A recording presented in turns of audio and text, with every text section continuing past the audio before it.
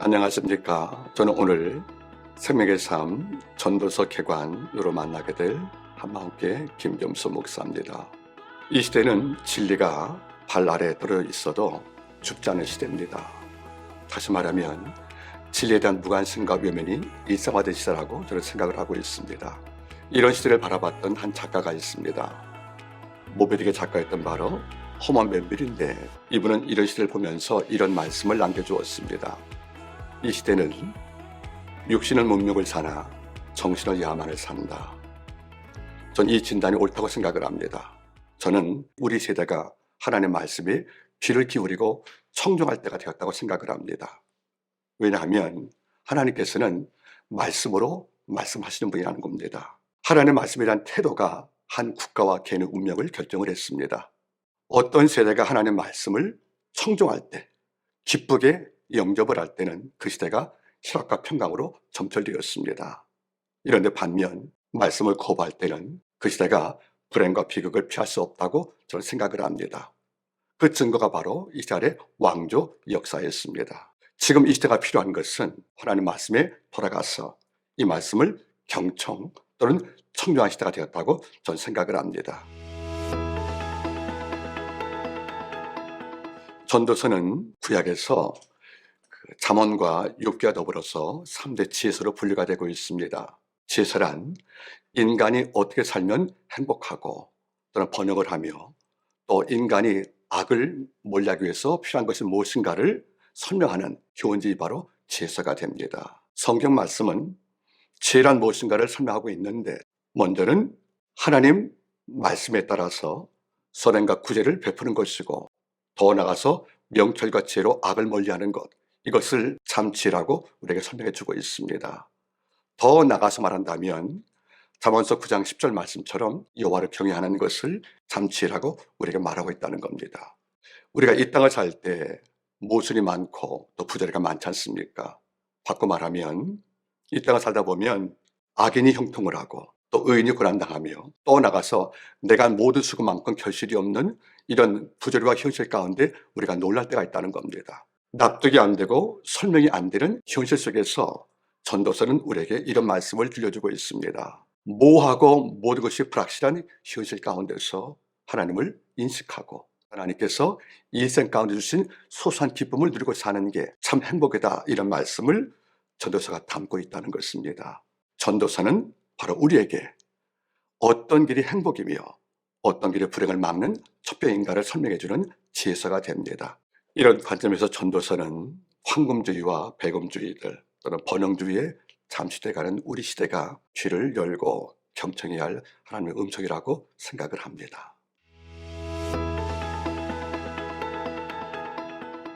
그 첫째가 어떤 것이냐면 이 미래를 이 시대가 지나치게 낙관적으로 보고 있다는 겁니다. 히브리 대학교의 역사학과를 담당하고 있는 유발 하라리 교수의 쓴 책 가운데서 호모 데우스라는 책이 있습니다. 저자는 이 책에서 이렇게 말합니다. 과거 하나님만이 해결 가능했던 3대 문제가 있었다. 이게 바로 기근과 질병과 전쟁이었다는 겁니다. 과거는 이 세 대적들을 인간이 해결할 수 없었는데 이 시대 지성과 과학을 통해서 정복과 통제 가능했다고 인간을 참여하고 있다는 겁니다. 물론 일부는 맞습니다. 한 부분을 제가 인용을 하겠습니다. 역사상 처음으로 인간은 굶어 죽는 사람보다 많이 먹어서 비만으로 죽는 사람이 많아졌다. 무슨 말입니까? 기근이 치료가 됐다는 거예요. 그럼 다음에 이렇게 말합니다. 역사 이후로 인간들은 아파서 질병으로 죽는 자보다 나이가 많아서 죽는 자가 더 많다고 말합니다. 이것도 질병을 치유했다는 것이 아니겠습니까? 또 이렇게 말합니다. 역사상 처음으로 인간들은 테러, 전쟁, 범죄보다 자살로 목숨을 잃어버린 경우가 더 많다고 말합니다.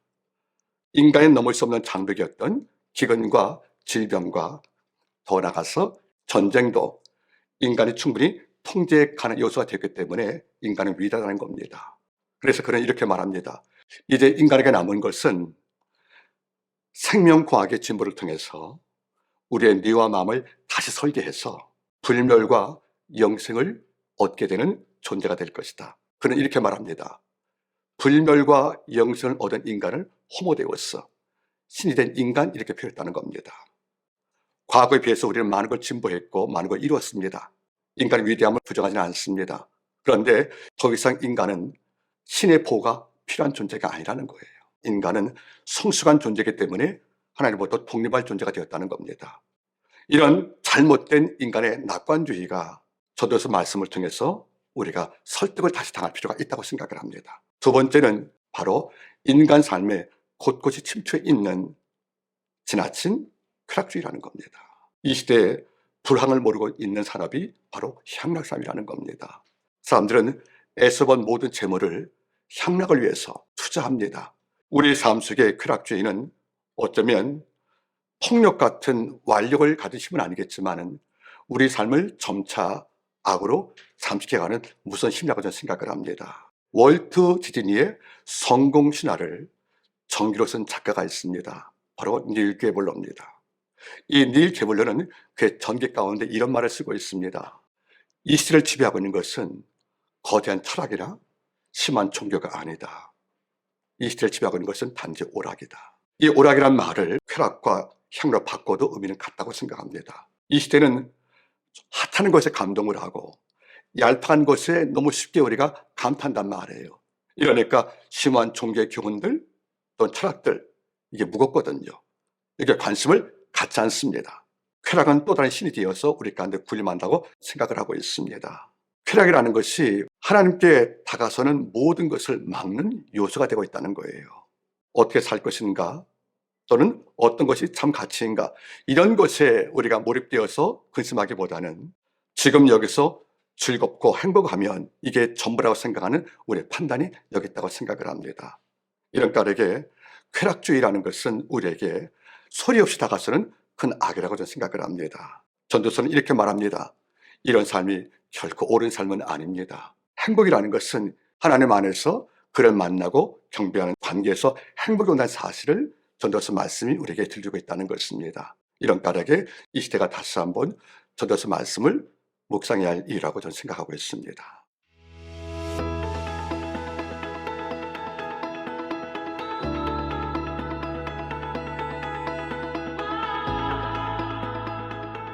전도서는 우리에게 세 가지의 질문을 던지고 있습니다.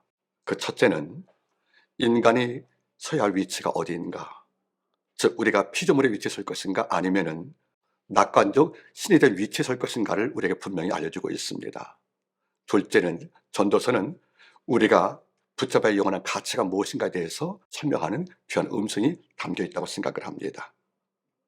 마지막 세 번째는 지금 여기서 우리가 해야 할 일들, 이런 과제를 전도서가 우리에게 안겨주고 있습니다.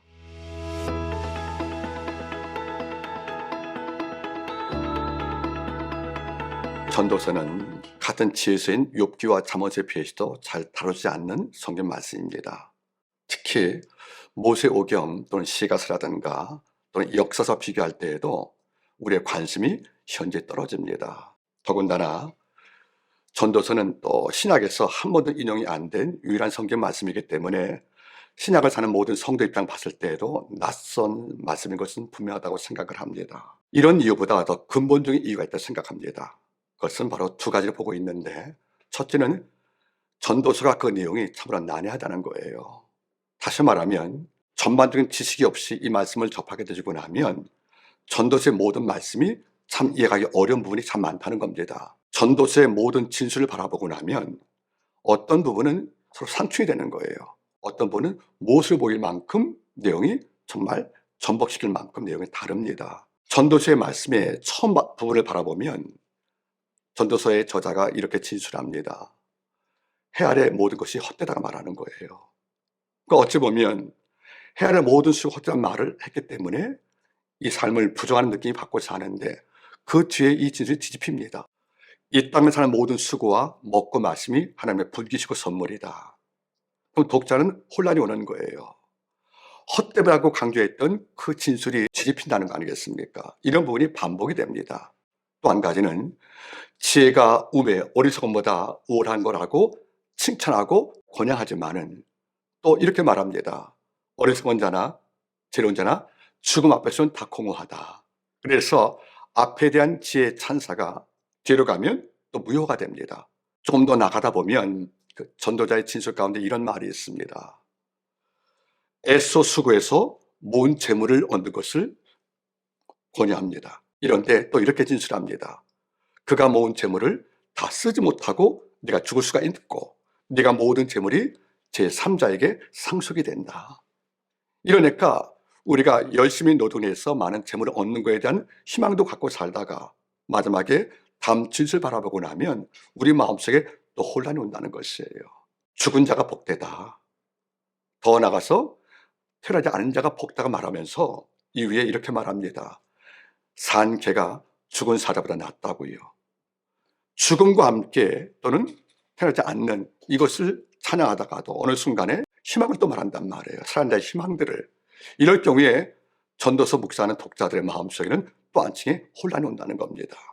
더 나아가서 인간이 계획을 세우고 경영을 하고 일을 꾸려가는 것을 우리에게 충분히 권유하면서도 모든 때가 하나님 손에 있다고.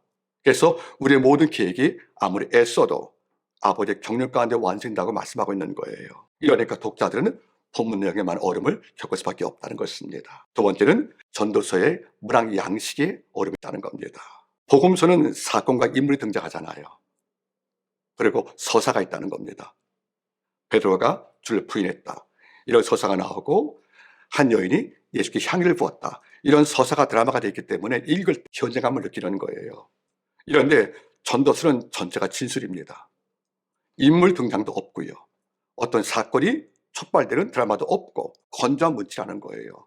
다만 전도자는 해 아래 새로운 것이 없어 주는 것이 더 낫다. 이런 건조한 진술로 치고 있기 때문에 이럴 때 흥미를 유발할 어떤 계기가 없다는 것입니다.